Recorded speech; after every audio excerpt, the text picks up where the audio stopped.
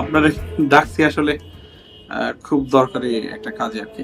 বলেন কি কাজ করতে হবে, যা বলবেন আমি করে দেবো।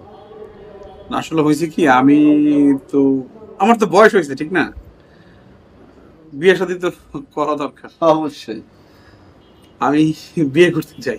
অবশ্যই পাত্রী দেখবো। না, আমি আসলে আপনার বোনকে বিয়ে করতে চাই। আমি তো ছেলে হিসেবে অনেক ভালো ঠিক না, আর যোগ্য ছেলে, বিয়ে তো আমার করতেই হবে ঠিক না, অন্য মেয়ে কি দরকার। আপনি যা বলবেন আমি শুনবো, খালি এই কথাটা বললেন না। না না, আপনি মন খারাপ করতেছেন কেন? মন খারাপ করার কিছু নাই তো, বোন বড় হয়েছে না, বোনটা তখন বিয়ে দিতেই হবে।